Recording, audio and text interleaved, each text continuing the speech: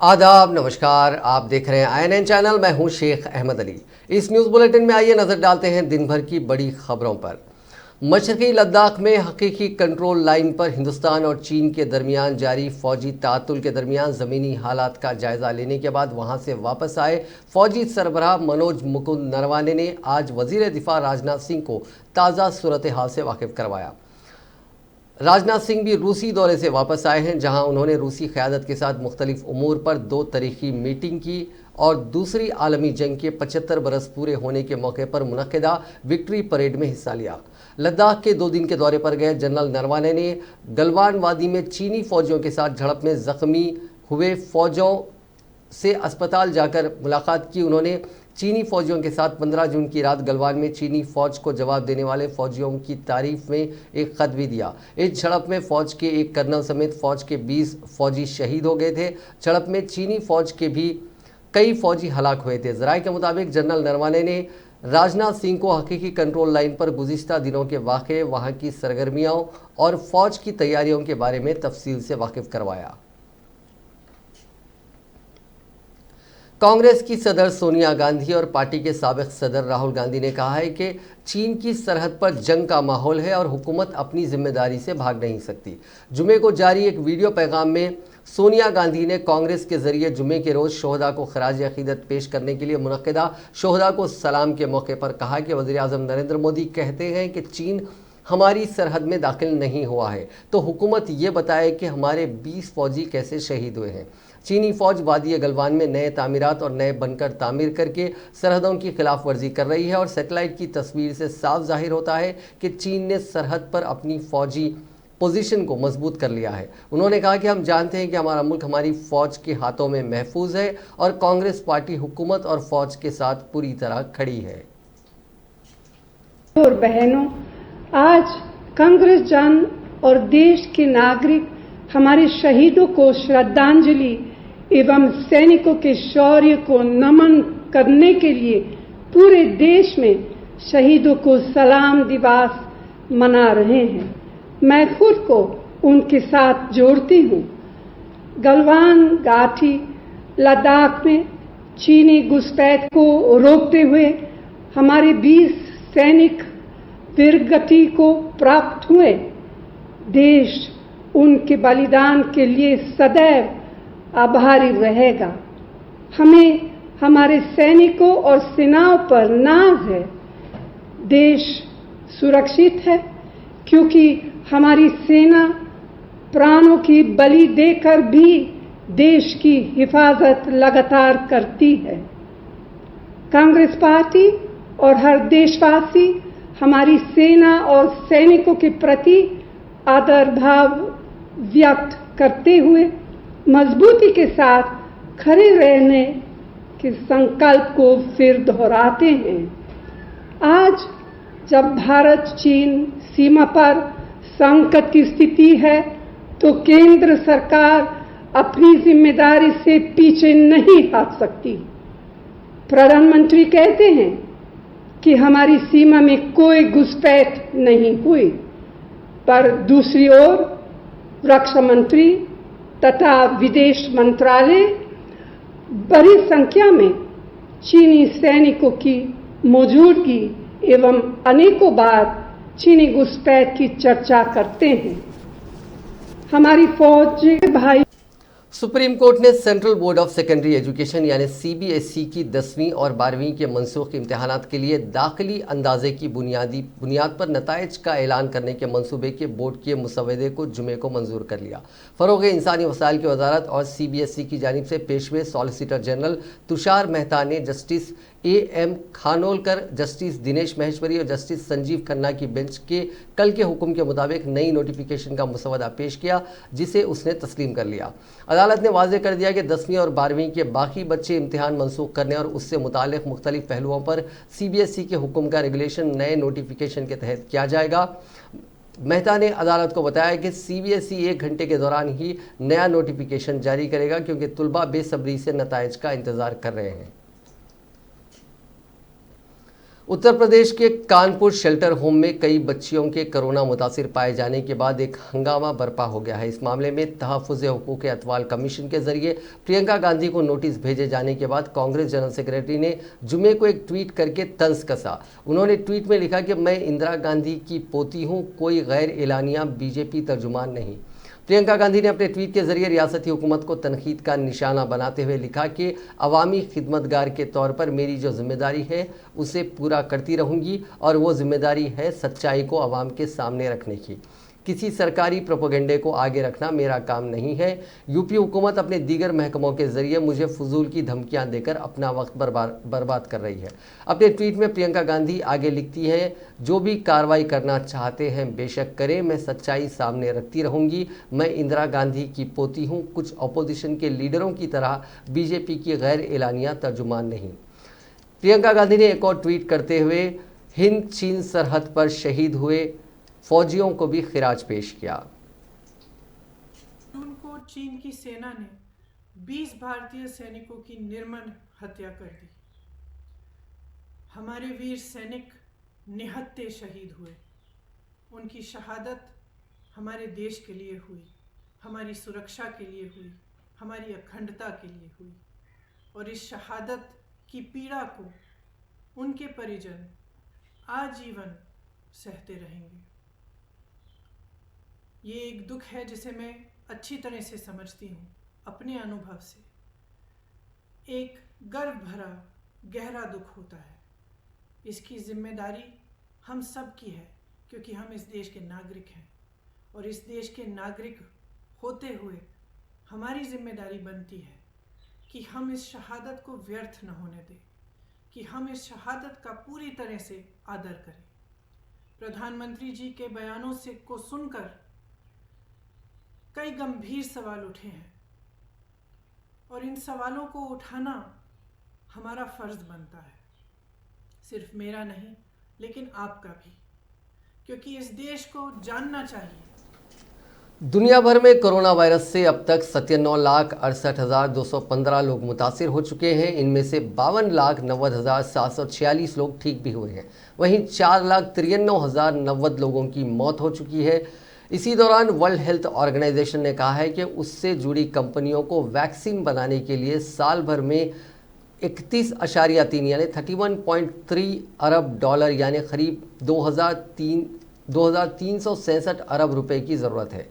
WHO ने कहा कि उसका टारगेट है कि 2021 के दरमियान तक तरक्की याफ्ता मुल्कों में 50 करोड़ टेस्टिंग की जा सके। साथ ही 2021 के ख़त्म तक वैक्सीन की 2 अरब डोज बना ली जाएं, जिनमें से 1 अरब डोज की लो इनकम वाले मुल्कों में डिलीवरी की जाए।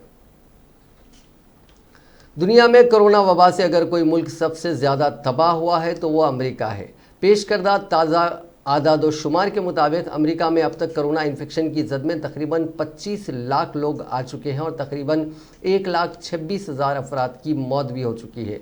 लेकिन इस सिलसिले में एक हैरान करने वाली बात सामने आ रही है और वो ये कि अमेरिका में इस आलमी वबा के अब तक जितने मामले सामने आए हैं इससे 10 गुना ज़्यादा लोग इस इन्फेक्शन की जद में हैं। दरअसल ये बात अमरीकी मरकज़ बराए वबाई बीमारी कंट्रोल और रोकथाम CDC के डायरेक्टर रॉबर्ट रेडफील्ड ने कही है। उन्होंने जुमेरात के रोज़ इस सिलसिले में कहा कि हमारा अंदाज़ा है कि मुल्क में कोविड-19 के जितने केसेस रिपोर्ट हुए हैं उनके साथ 10 दीगर अफराद भी वबा का शिकार हुए हैं। काबिल ज़िक्र है कि CDC ने जुमेरात को इस सिलसिले में बाज़ाब्ता एक रिपोर्ट भी जारी की है। जारी रिपोर्ट में कहा गया है कि मुल्क में अब तक तकरीबन 23,70,000 अफराद इस मोहलिक वायरस से मुतासिर हो चुके हैं और इसी बुनियाद पर अमेरिका में कोरोना से मुतासिर अफराद की असल तादाद 10 गुना यानी 2,40,00,000 हो जाएगी। ये तादाद मुल्क की कुल आबादी का तकरीबन 8% है। यहाँ काबिल ज़िक्र है कि अमेरिका में कोरोना इन्फेक्शन मुतासिरीन की तादाद लगातार बढ़ती ही जा रही है। हालांकि अमवात की शरह में कुछ कमी ज़रूर दर्ज की गई।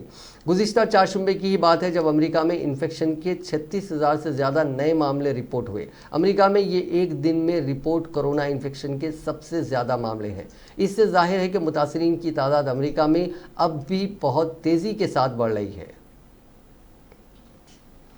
हिंदुस्तान में कोरोना वायरस मरीजों का आंकड़ा जुमे के रोज़ 5 लाख के पार हो गया। सिर्फ 6 दिन में ही कोरोना मरीज 4 लाख से बढ़कर 5 लाख हो गए हैं। 20 जून को मुतासरीन की तादाद 4 लाख के पार हुई थी। मुल्क में 30 जनवरी को कोरोना का पहला मामला सामने आया था। इसके 110 दिन बाद यानी 10 मई को ये तादाद बढ़कर 1 लाख हुई। फिर इन्फेक्शन की रफ्तार में इतनी तेज़ी हो गई कि महज 15 दिनों में ही आंकड़ा 2 लाख के पार हो गया।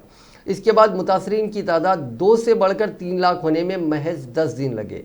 3 से 4 लाख मामले होने में 8 दिन और अब 4 से 5 लाख मामले होने में सिर्फ 6 दिन लगे।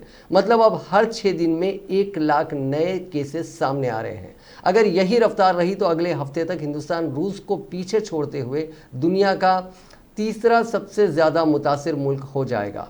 राहत की बात यह है कि दीगर मुल्कों के मुकाबले में हिंदुस्तान में कोरोना की रफ्तार काफ़ी धीमी है। अमेरिका में सबसे तेज़ 82 दिनों में 5 लाख से ज़्यादा लोग कोरोना पॉजिटिव हो गए थे। हिंदुस्तान में इतने मामले होने में 149 दिन लगे। ये तब है जब हिंदुस्तान दुनिया का दूसरा सबसे ज़्यादा आबादी वाला मुल्क है। मुल्क में 6 मई को कोरोना मरीजों का आंकड़ा 50,000 था। मतलब हिंदुस्तान में इन्फेक्शन की शुरुआत से लेकर 50,000 मामले होने में 98 दिन लगे। इसके बाद रफ्तार तेज़ हो गई। अगले 50,000 मामले महज 12 दिन में सामने आए। 1 से 1.5 लाख मामले होने में 8 दिन और 1.5 से 2 लाख मरीज अगले 7 दिन में मिले। अब हर 5 दिनों में 50,000 मामले आ रहे हैं। 2 लाख से 2.5 लाख केस होने में 5 दिन और 2.5 लाख से 3 लाख केस होने में महज 5 दिन। 3 से 3.5 लाख मामले होने में 4 दिन और फिर 3.5 से 4 लाख मामले होने में भी 4 दिन ही लगे। अब हर 3 दिन में 50,000 नए केसेस मिल रहे हैं। मसलन 4 से 4.5 लाख होने में 3 दिन और फिर 4.5 से 5 लाख होने में सिर्फ 3 दिन लगे। राहत की बात यह है कि दूसरे मुल्कों के मुकाबले में हिंदुस्तान का रिकवरी रेट काफ़ी बेहतर है। यहाँ अब तक 5 लाख मरीजों में से 2,97,000 ठीक भी हो चुके हैं। रिकवरी रेट 58.13% है। मतलब हर 100 में से 58 मरीज ठीक हो रहे हैं। 5 लाख से ज़्यादा मुतासरीन वाले मुल्कों में सबसे बेहतर रिकवरी रेट रशिया का है। यहाँ 61.88% मरीज ठीक हो चुके हैं। सबसे कम रिकवरी रेट अमेरिका का है। यहाँ अभी तक 42.01% मरीज ही ठीक हुए हैं। आज सुबह 8 बजे तक हिंदुस्तान में कोरोना वायरस से 15,301 अफराद की मौत हुई है, जिनमें 407 अमवात पिछले 24 घंटों में ही हुए हैं। इसी बीच वज़ीर-ए-आज़म नरेंद्र मोदी ने अपील की है कि जब तक कोरोना का मामला पूरी तरह थम नहीं जाता, लोगों को मास्क पहनना चाहिए और सोशल डिस्टेंसिंग के नॉर्म्स पर अमल करना चाहिए। क्या था कि पूरी दुनिया पर, पूरी मानव जाति पर एक साथ एक ही तरह का इतना बड़ा संकट आ जाएगा।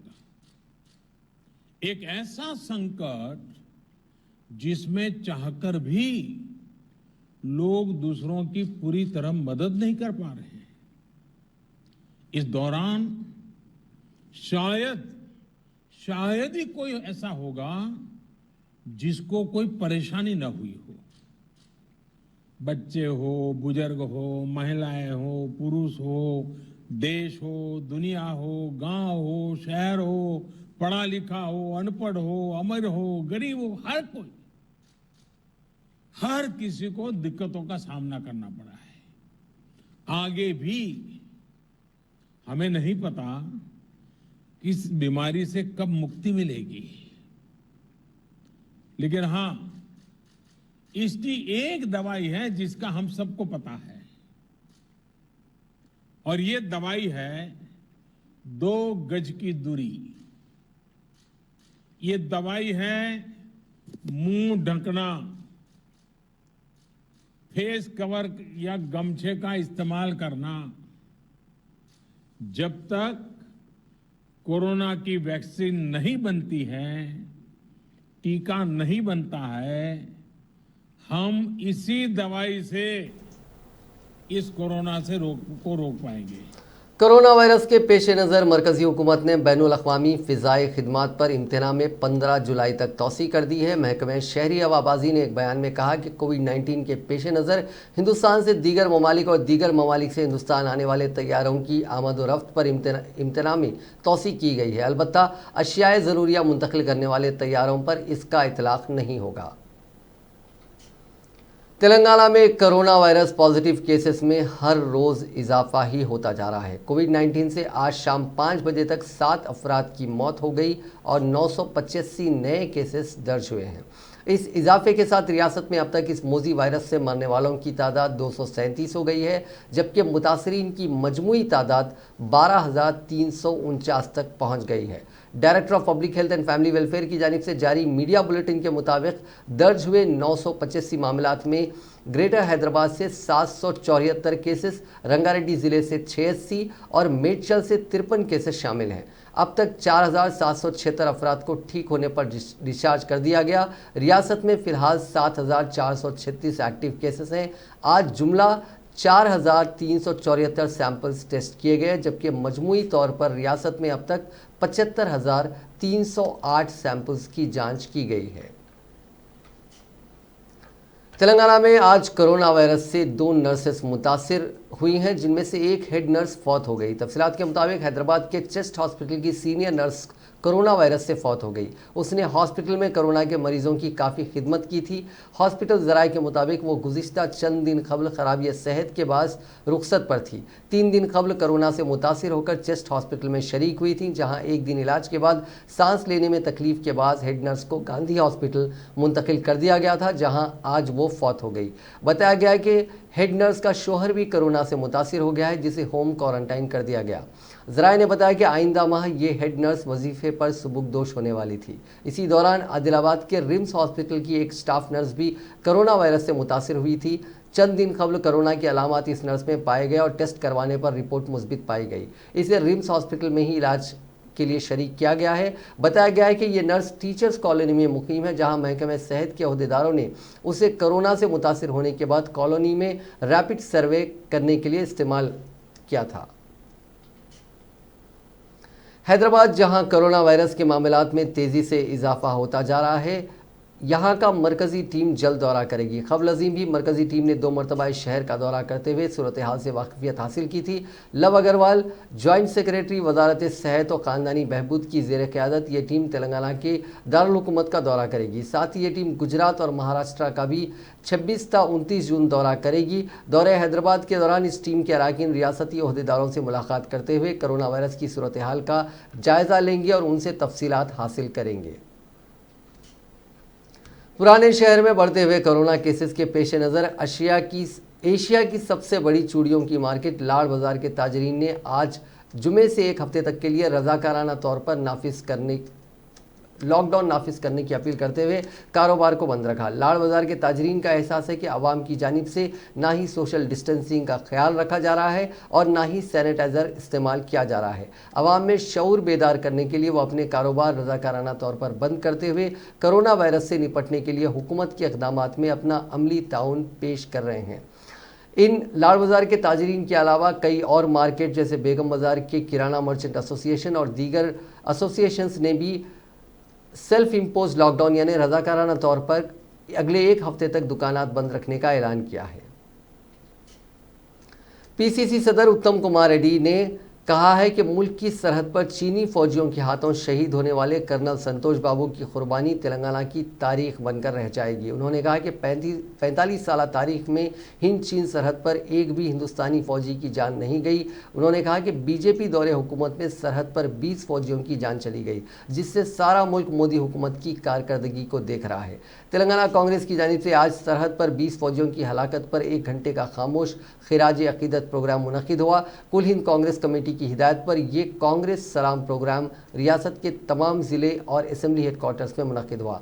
उत्तम कुमार रेड्डी और दूसरों ने इस प्रोग्राम में शिरकत करते हुए शहीद फौजियों को खिराज पेश किया। अपने खिताब को जारी रखते हुए उत्तम कुमार रेड्डी ने मरकज़ी हुकूमत से इस बात की वजाहत करने का मुतालबा किया कि मोदी के गैर मुल्की दौरों से मुल्क को क्या फ़ायदा हुआ। कई दहाइयों से सरहदी ममालिक जो हिंदुस्तान के इत्तेहादी और दोस्त रहे हैं, आज क्यों दुश्मन बनते जा रहे हैं। कांग्रेस सलाम तेलंगाना राष्ट्र व्याप्తంగా నిర్వహిస్తున్న ఈ కార్యక్రమం नातो పాల్గొంటున్న कमेटी के जो कॉल दिया था, उन्होंने जो अपील किया था, हमने आज पूरी तेलंगाना राज्य में हर जगह गालवान वैली में इंडो चाइना बॉर्डर में जो शहीद हुए शहीदों को सलाम का ये प्रोग्राम पूरी तेलंगाना राज्य में हमने किया है। बहुत दुख की बात है, 20 इंडियन जवान इंडो चाइना बॉर्डर पे शहीद हो गए। उनको होमेज पे करने के लिए, to pay homage to our martyrs, we have held this programme. हमने एक और डिमांड किया है, चाइनीज़ आर्मी गो बैक करके इंडियन टेरिटरी को, चाइनीज़ आर्मी को इमीडिएटली वेकेट करना है। ये 2 डिमांड से हमने ये प्रोग्राम पूरी तेलंगाना में सक्सेसफुली होल्ड किया है। बहुत बहुत धन्यवाद। तेलंगाना हाई कोर्ट के जज जस्टिस टी विनोद कुमार ने तेलंगाना कांग्रेस के कई कायदीन की दरखास्त पर अपना फैसला जुमे को महफूज कर दिया है। कांग्रेस के इन कायदीन ने रियासती हुकूमत पर उनकी गैर कानूनी गिरफ्तारियों और अवामी नुमाइंदों की हैसियत से आज़ादाना घूमने से मुतालिक उनके हुकूक तलब करने का रियासती हुकूमत पर इल्ज़ाम आयद किया। इन कायदीन ने दावा किया कि सियासी जमात के नुमाइंदों की हैसियत से वो कोविड-19 के रहनुमायाना खतूत पर अमलावरी करते हुए अवामी कामों में हिस्सा ले रहे हैं, लेकिन हुकूमत उन्हें ऐसा करने से रोक रही है। सदर तेलंगाना प्रदेश कांग्रेस कमेटी एन उत्तम कुमार रेड्डी और दूसरे 11 पार्टी कायदीन बशमूल अरकान पार्लियामेंट, साबिक वज़रा और अरकान असम्बली की जानिब से दाखिल करदा दरखास्त पर आज समाअत हुई, जिसके दौरान उन कायदीन ने मुतल्लिका हुक्काम को उनकी गैर कानूनी गिरफ्तारियां न करने के लिए हिदायत देने की इस्तदा की थी। जस्टिस विनोद कुमार ने दरखास्त गुजार के वकील से पूछा कि कोविड-19 की मौजूदा सूरत हाल के दौरान आवाम को जमा होने के लिए किस तरह इजाज़त दी जा सकती है। दरखास्त गुजार के वकील बी रचना रेड्डी ने फाजिल जज के सवाल के जवाब में बताया कि उनके मुवक्किलीन ने आवाम को जमा करने के लिए पुलिस से इजाज़त तलब नहीं की, लेकिन वो सिर्फ कोविड-19 के रहनुमायाना खतूत के हुदूद में ही अपने काम जारी रखने के ख्वाह हैं। उन्होंने हुकूमत के इन इल्ज़ामात को बेबुनियाद और झूठे करार दिया, जिसमें कहा गया कि उनके मुवक्किलीन क़वायद की खिलाफ वर्जी कर रहे हैं। उन्होंने कहा कि हकीकत यह है कि हुक्मरान जमात के कायदीन और उनके हामी अपने प्रोग्राम्स और जलसे मुनक्किद करने के दौरान रहनुमायाना खतूत की खिलाफ वर्जी कर रहे हैं के मुर्तकिब हो रहे हैं। दूसरी जानिब एडवोकेट जनरल BS प्रसाद ने कहा कि पुलिस दरखास्त गुजारों की इंफरादी सरगर्मियों में मुदाखलत नहीं कर रही है, जबकि हकीकत में मुतल्लिका हुक्काम कोविड-19 के रहनुमायाना खतूत की खिलाफ वर्जी पर कार्रवाई कर रहे हैं। उन्होंने कहा कि पुलिस उसी वक्त मुदाखलत करती है जब अवामी मफादात को नुकसान पहुंचता है। दलाइल की समाअत के बाद फाजिल जज ने इस केस में अपने अहकाम महफूज कर दिए। रियासत में फंसे हुए माइग्रेंट वर्कर्स को राहत फराहम करते हुए तेलंगाना हाई कोर्ट की एक डिवीज़न बेंच ने आज उन माइग्रेंट लेबर्स की उनकी आबाई रियासतों तक मुंतकली के मसले पर निगरानी का फैसला किया है। ये अमल आखिरी माइग्रेंट वर्कर्स की वापसी तक जारी रहेगा। साउथ सेंट्रल रेलवे सिकंदराबाद में अदालत को यकीन दिलाया कि वह तमाम फंसे हुए माइग्रेंट वर्कर्स की महफूज मुंतकली को यकीनी बनाएगी, इसलिए इस केस पर समाअत ख़त्म कर दी जाए, लेकिन बेंच ने ऐसा करने से इनकार कर दिया। चीफ जस्टिस रघुवेंद्र सिंह चौहान और जस्टिस बी विजय सेन रेड्डी पर मुश्तमिल डिवीज़न बेंच ने रियासत में फंसे हुए माइग्रेंट वर्कर्स की वापसी से मुतल्लिका हुक्काम को हिदायत देने के लिए मफाद आम्मा के तहत जो दरखास्तें दाखिल की गईं उन पर यह अहकाम सुनाए। खबलजीन डिविजनल रेलवे मैनेजर सिकंदराबाद आनंद भाटिया ने अदालत में हाजिर होते हुए तयख्खुन दिया था कि रेलवेज फंसे हुए माइग्रेंट वर्कर्स की बाहिफाजत वापसी को यकीनी बनाएगा। जब जुमे को यह मामला समाअत के लिए आया, उस वक्त एडवोकेट जनरल BS प्रसाद ने अदालत को तयख्खुन दिया कि मौजूदा हुकूमत आइंदा 3 हफ्तों तक माइग्रेंट वर्कर्स की उनकी आबाई रियासत को वापसी के लिए ट्रांसपोर्ट के इंतजाम करेगी। रेलवेज़ ने भी ताउन का वादा किया है। इस वक्त उन वर्कर्स को रेजिमेंटल बाजार के एक सरकारी स्कूल में रखा जाएगा। साउथ सेंट्रल रेलवे के वकील ने अदालत से कहा कि रेलवेज तमाम फंसे हुए माइग्रेंट वर्कर्स की बाहिफाजत मुंतकली को यकीनी बनाने के लिए तैयार है। उन्होंने अदालत से इस्तदा की कि मफाद आम्मा की मौजूदा दरखास्तों पर समाअत बंद कर दी जाए, क्योंकि इससे अदालती केसेस से हम खौफजदा हैं और ऐसा महसूस हो रहा है कि तलवार हमारे सर पर लटक रही है।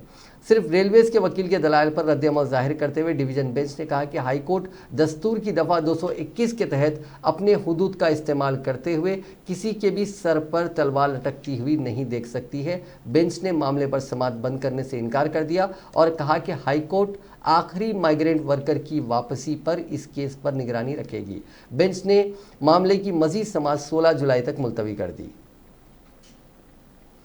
तेलंगाना हरित हरम प्रोग्राम के छठे मरहले के तहत ज़िले सिरसिल्ला में असम्बली स्पीकर और वजीर बल्दी नज़्म-ओ-नस्क के.टी. रामाराव ने अर्बन पार्क का इफ्तिताह अंजाम दिया और एक दिन में 1,15,000 पौधे लगाने के निशाने को पूरा किया। इस मौके पर वजीर के.टी.आर. ने कहा कि मुस्तकबिल में हवा खरीद कर सांस लेने की नौबत ना आए, इसीलिए हरितहरम प्रोग्राम शुरू किया गया है। अब तक 182 करोड़ पौधे लगाए जा चुके हैं। उन्होंने कहा कि यह प्रोग्राम सिर्फ अवामी नुमाइंदों और सरकारी सतह तक महदूद नहीं रहना चाहिए, इसमें अवाम को बढ़ चढ़ कर हिस्सा लेने की ज़रूरत है।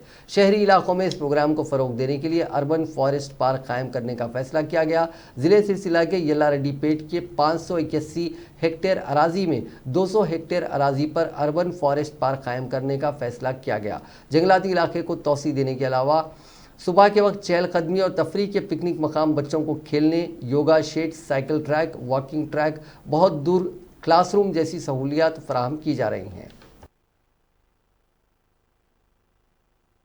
మన జిల్లాకు ఒక వ్యవసాయ కళాశాల మంజూరు చేసినారు, ఒక వ్యవసాయ పాలిటెక్నిక్ కళాశాల మంజూరు చేసినారు.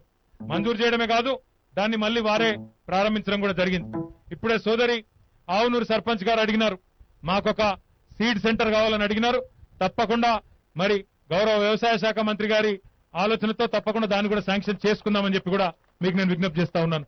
గౌరవ ముఖ్యమంత్రి గారి ఆలోచన ఒకటే, అప్పుడెప్పుడో మహాకవి దాశరథి గారు నా తెలంగాణ కోటి రతనాల వీణ అన్నాడు.